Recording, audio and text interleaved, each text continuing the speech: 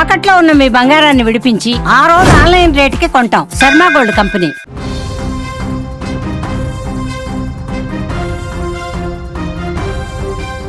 ఇది దుష్ట సమాజం, నికృష్టులు నివాసముంటున్న సమాజం, ద్రోహులు వెన్నుపోటుదారులతో నిండిపోయిన స్వార్థపూరిత సమాజం, హంతకుల సమాజం. ఈ మాటలు ఎందుకు చెప్తున్నానంటే, నేను చెప్పబోయే ఈ కథని మీరు పూర్తిగా చూస్తే మీ కళ్ళ వెంట కన్నీళ్లు కారుతాయి. అందుకే చెప్తున్నాను, సాయం చేయడానికి వెళితే ద్రోహం చేసి పంపిస్తారు, సాయం చేస్తే ఆఖరికి ప్రాణాలు కూడా తీస్తారు. కేవలం స్వార్థపూరితమైన మనస్తత్వంతో ఆలోచించే మనుషుల నివాసం ఉంటున్న సమాజం ఇది. మీకు చెప్పడానికి నేను తెలుసుకున్న తర్వాత, మనం మనుషుల మధ్య నివాసం ఉండట్లేదు, మృగాల మధ్య నివాసం ఉంటున్నాం. ఆ మృగాలతో జాగ్రత్తగా ఉండాలి అనిపిస్తుంది. ఎందుకంటే ఒక వృద్ధురాలి కథ చెప్తాను మీకు ఈరోజు. ఫోటోలో చూస్తున్నారు కదా, ఈ వృద్ధురాలు సంకిరెడ్డి అనసూయమ్మ. ఈమెది నల్గొండ జిల్లా హాలియా పట్టణం. నల్లగొండ జిల్లా హాలియా పట్టణం. ఈ అనసూయమ్మ కూలీ పని చేసుకొని బతుకుతుంది. వచ్చిన ఒక్కొక్క రూపాయిని దాచుకొని కొంత బంగారమో లేకపోతే తెలిసిన వాళ్ళకి వడ్డీలకు అప్పించుకోవడమో ఇలా చేస్తూ తన సంపదని ఉన్నంతలో అభివృద్ధి చేసుకుంటుంది. అనసూయమ్మ చేసిన పాపం ఏంటో తెలుసా? ఇవాళ అనసూయమ్మ ప్రాణాలతో లేదు. అనసూయమ్మ దారుణ హత్యకు గురైంది. అసలు అనసూయమ్మ చేసిన పాపం ఏంటో తెలుసా? తనకు తెలిసిన చినపాక రాములనే ఒక మూర్ఖుడికి, ఒక మృగానికి, ఒక మానవ మృగానికి తను సంపాదించిన డబ్బుని అవసరం ఉందంటే సాయం కోసం అప్పుగా ఇవ్వటం.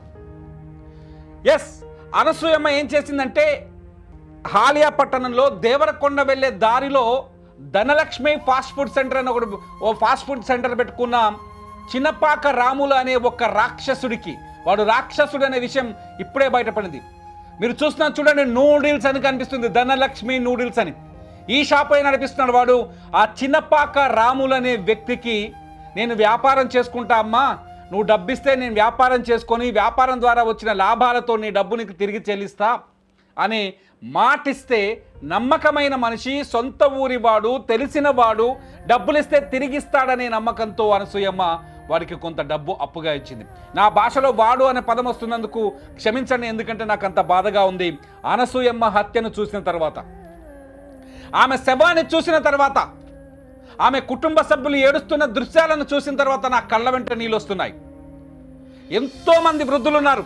ఈ వీడియో చూసిన వాళ్ళు కావచ్చు, లేకపోతే మీ తల్లిదండ్రులు కావచ్చు, ఎవరికైనా సాధారణంగా కొడుకులు వేరుపడిన తర్వాత, కొడుకులు ఎవరి ఫ్యామిలీ వాళ్ళు సెటిల్ అయిన తర్వాత, వృద్ధులు వాళ్ళ దగ్గర ఉన్న కొద్ది డబ్బుని పొదుపు చేసుకుంటూ ఇటువంటి చిన్న చిన్న వాళ్ళకి అప్పులు ఇస్తూ ఉంటారు.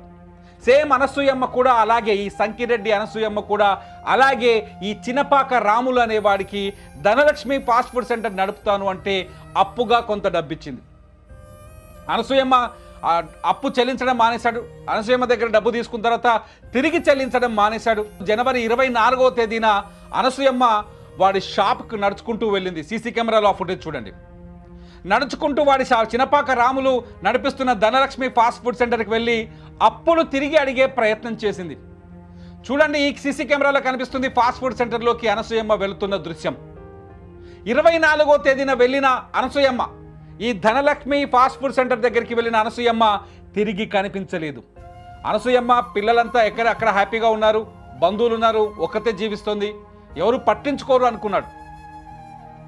దీంతో రాములు, అనసూయమ్మ ఎట్లాగో నన్ను డబ్బులు అడగడానికి వస్తుంది, వచ్చినప్పుడు ఆమెని ఖచ్చితంగా లేపేయాలి, హత్య చేయాలని ఒక పక్కడబందీ ప్లాన్ రాసి పెట్టుకున్నాడు.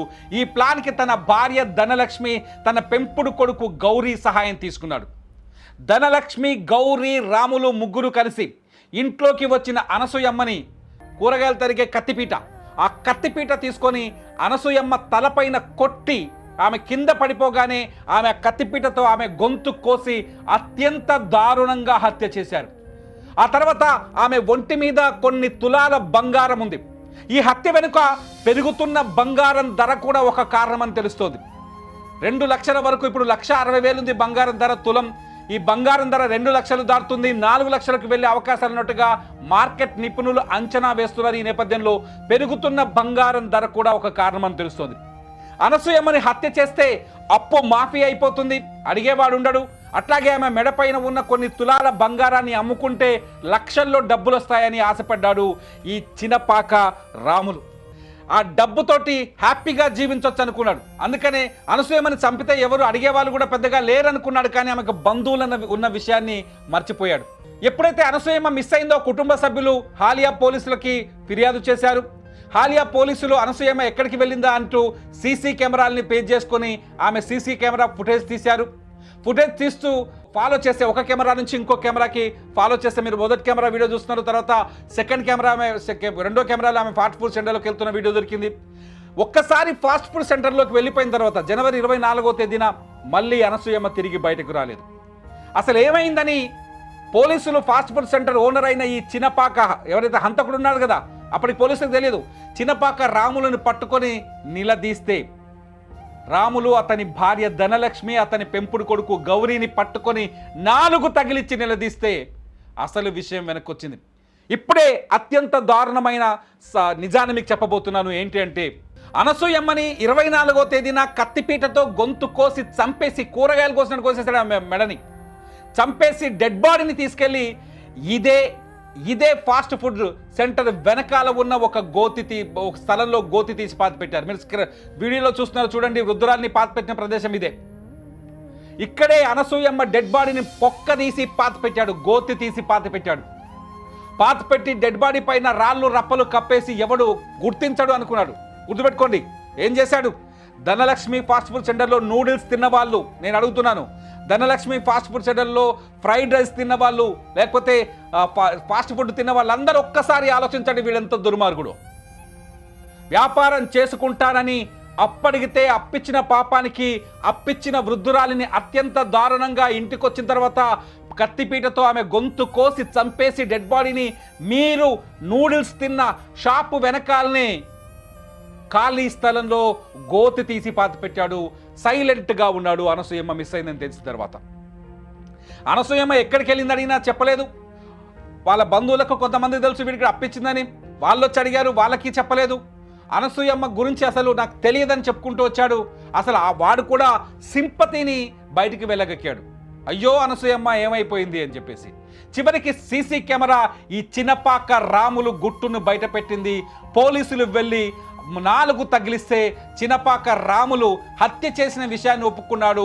At the same time dead బాడీని ఎక్కడో దాచిపెట్టలేదు, నా షాపు వెనకాలన్న ఖాళీ స్థలంలోనే గోతి తీసి పూడ్చిపెట్టానని చెప్పాడు. దీంతో పోలీసులు ఆ మృతదేహాన్ని వెలికి తీశారు. వెలికి తీసిన డెడ్ బాడీ ప్రాంతాన్ని మీరు ఇప్పుడు చూస్తున్నారు. నిజంగా ఇప్పుడు చెప్పండి, ఈ సమాజంలో రాక్షసులున్నారా లేదంటే మంచి వాళ్ళు ఉన్నారా? ఈ సమాజంలో మూర్ఖులు ఉన్నారా లేదంటే మంచివారు ఉన్నారా? ఈ సమాజంలో స్వార్థపరులు హంతకులతో నిండిపోయి ఉందా లేదా? మీరు చెప్పండి. సాయం చేయడానికి వచ్చిన ఒక వృద్ధురాల మాయకురాలు ఎవడైనా అప్పిస్తాడా తోటివాడికి? ఇలాంటి దారుణాలకు ఒడిగడితే ఆపదలో ఉన్న వాళ్ళకి డబ్బు అవసరం ఉన్నప్పుడు పక్కవాడు సాయం చేస్తాడు, మంచివాడు కాబట్టి. కానీ ఇటువంటి హంతకులకి, ఇటువంటి దుర్బుద్ధి ఉన్న వాళ్ళకి, దాష్టికాలకు పాల్పడే ఇటువంటి చినపాక రాములు అండ్ ఫ్యామిలీ లాంటి వ్యక్తులకు ఎవడైనా అప్పిస్తాడా? జనం చూడండి ఒక్కసారి. అక్కడ అనసూయమ్మకు ఉన్న ఫాలో అప్ చూడండి. అనసూయమ్మ హత్య గురించి తెలిసిన తర్వాత అక్కడికి వచ్చిన జనాన్ని ఒక్కసారి చూడండి. ఆ రోడ్డు పైన ట్రాఫిక్ జామ్ అయింది. అనసూయమ్మ ఎంత దారుణ హత్యకు గురైందో ఇక్కడికి వచ్చిన జనాన్ని చూస్తే, సింపతి వ్యక్తం చేస్తున్న జనాన్ని చూస్తే మనకు అర్థమవుతుంది. గ్రామీణ ప్రాంతాల్లో, ముఖ్యంగా గ్రామాల్లో కనీసం అప్పు తీసుకున్నప్పుడు కాగితాలు కూడా రాసుకోరు, సంతకాలు కూడా పెట్టించుకోరు, నోట్లు కూడా రాయరు. ఏం చేస్తారో తెలుసా? నమ్మకం మీద డబ్బిస్తారు. నువ్వు ఎక్కడికి పోతావు రా, నువ్వు మా ఊరోడివే కదా, ఎంత దూరం పోతావు, నన్ను కాదని బతుకుతావా అని. అలా నమ్మకం పైనే ఇచ్చింది అనసూయమ్మ అప్పు. ఆ నమ్మకాన్ని కత్తిపీట పెట్టి ఆమె గొంతులాగానే కోసిపడేశాడు ఈ చినపాక రాములు. చినపాక రాములు చేసిన ఈ ఘటన హాలియాలో మరొకరిని తీవ్రంగా భయపెట్టినట్టే కదా, ఎవరైనా సాయం చేయాలనే మనసున్న వాళ్ళని బెదిరించినట్టే కదా, అప్పిచ్చిన వాళ్ళని హత్య చేసే మనుషులున్నారనే విషయాన్ని ప్రపంచానికి చెప్పినట్టే కదా. అసలే బంగారం ధర పెరుగుతుంది, బంగారం నగలు కొట్టేయడానికి ఇటువంటి దొంగలు తయారవుతున్నారనే విషయం తెలిసినట్టే కదా.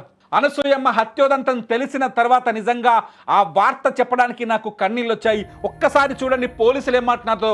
మీరు పోలీసుల మాటలు వింటే అసలు ఏం జరిగిందో పూర్తి విషయం మీకు అర్థమవుతుంది. ఒకసారి పోలీసులు ఏం మాట్లాడారో చూపించండి. 8 గంటలకు ఆలియా పట్టణానికి చెందిన సుంకిరెడ్డి అనసూయమ్మ అనే ఆమె తన ఇంటి నుంచి బయటికి వెళ్ళి సాయంత్రం వరకు రానందున ఆ రోజు వాళ్ళ అక్క కూతురు అయినటువంటి సుశీల గారు పోలీస్ స్టేషన్కి వచ్చి సాయంత్రం 8:30 గంటల సమయంలో తన చిన్నమ్మ కనపడట్లేదని దరఖాస్తు ఇవ్వడం జరిగింది. దానిపైన ఆలియా ఎస్ఐ గారు కేసు నమోదు చేసి మిస్సింగ్ కేసు నమోదు చేసి ఇన్వెస్టిగేషన్ చేయగా సీసీ కెమెరాలు అన్నీ వెరిఫై చేసి చేయగా ఆమె అదే రోజు ఉదయం పూట డైరెక్ట్గా ఈ ఫాస్ట్ ఫుడ్ సెంటర్లోకి రావడం జరిగింది. అది చూసి దాన్ని ఎంక్వైరీ చేసిన తర్వాత ఈరోజు ఉదయం సమయంలో ఈ ధనలక్ష్మి ఫాస్ట్ ఫుడ్ సెంటర్ యజమాని అయినటువంటి చిన్నపాక రాములు, అతని భార్య ధనలక్ష్మి మరియు అతని పెద్ద కొడుకు అయినటువంటి గౌరీ, వీరు ముగ్గురు 24వ తారీఖు ఉదయం పూట ఆమె వచ్చినప్పుడు తనకు ఇవ్వాల్సిన డబ్బులు అడుగుతున్న సందర్భంలో గొడవపడి తన మెడలో ఉన్న పుస్తెల తాడు కోసం లోపల ఉన్నటువంటి కత్తిపీట తీసుకొని తల మీద కొట్టడం జరిగింది. కొట్టగానే ఆమె కింద పడిపోగానే అతను అదే కత్తిపీటతోటి గొంతు కోయడం జరిగింది. గొంతు కోసి ఎవరు డోర్ పెట్టేసి తన షాపు వెనుక భాగంలోనే గుంత తీసి పూడ్చిపెట్టడం జరిగింది. పూడ్చిపెట్టిన తర్వాత ఎవరికి అనుమానం రాకుండా వాళ్ళు వివిధ ప్రదేశాల్లో తిరుగుతూ ఉన్నారు. ఈరోజు వారిని ఆలయ ఎస్ఐ గారు మరియు వారి సిబ్బందితో పాటు వారిని పట్టుబడి చేసి విచారించగా మొత్తం జరిగిన విషయం తెలియజేయడం జరిగింది. పోలీసుల మాటలు వింటే మీకు ఏమనిపిస్తోంది? ఈ సమాజంలో రాక్షసులు, రాబందులు, హంతకులతో నిండిపోయి అనిపిస్తోందా ఈ సమాజం? సాయం చేసిన వాడి గొంతు కోస్తారు, సాయం చేసిన వాడిని వెన్నుపోటు పొడుస్తారు, సాయం చేసిన వాడిని హత్య కూడా చేస్తారు. సాయం చేసిన వాడికి ఎప్పటికీ అన్యాయమే మిగులుతుందని ఈ సంఘటన మరోసారి రుజువు చేసి చెప్తోంది. మీరేమనుకుంటున్నారు? అనసూయ హత్య చూసిన తర్వాత మీరేమనుకుంటున్నారు? మీ మనసులో ఏదైనా బాధ కలిగిందా? మీకు గతంలో ఇటువంటి దారుణాలు, ఇటువంటి నమ్మక ద్రోహాలు ఎదురైనాయా? మీ అభిప్రాయాల్ని ఈ వీడియో కింద ఖచ్చితంగా రాయండి. ఒక మంచి సమాచారం గురించి మంచి వారికి తెలియజేసే వరకు షేర్ చేయాల్సిన బాధ్యత మంచి పౌరులకు ఉంటుంది. ఖచ్చితంగా ఈ వీడియోని లైక్ చేయండి, కామెంట్ చేయండి, షేర్ చేయండి. లైవ్ అప్డేట్స్ కోసం చూస్తూనే ఉండండి సుమన్ టీవీ.